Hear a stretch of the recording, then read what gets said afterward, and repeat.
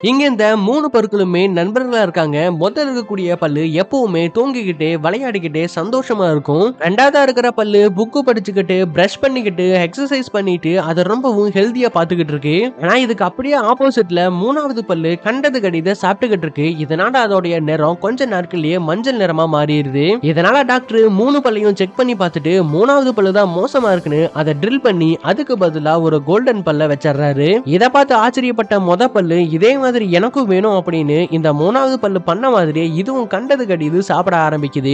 இதனால இந்த பல்லோட நிறமும் மாறி டாக்டர் இதையும் ட்ரில் பண்ணி சில்வர்ல மாட்டி விட்டுறாரு. இப்ப பக்கத்துல இருந்த 2 பல்லும் கோல்டனும் சில்வரும் மாறதுனால ஹெல்தியா இருந்துகிட்டு இருந்த அந்த 2வது பல்லு இப்ப அதுவும் மோசமான சாப்பாடுகளை சாப்பிட ஆரம்பிக்குது. கூடுதலா ஸ்மோக்கிங் கூட பண்ண ஆரம்பிக்குது. இதனால நிறம் மட்டும் மாறாம அதோட பற்கள்லயும் விரிசல் விட ஆரம்பிக்குது. எப்படியும் டாக்டரும் நமக்கும் சில்வரோ கோல்டனோ ஏதோ மாட்டி விட போறாரா அப்படின்னு நினைச்சுக்கிட்டு இருக்கும் போதுதான் அந்த பல்ல மொத்தமா புடுங்கி அந்த இடத்துல டம்மியான ஒரு பல்ல வச்சிடறாரு.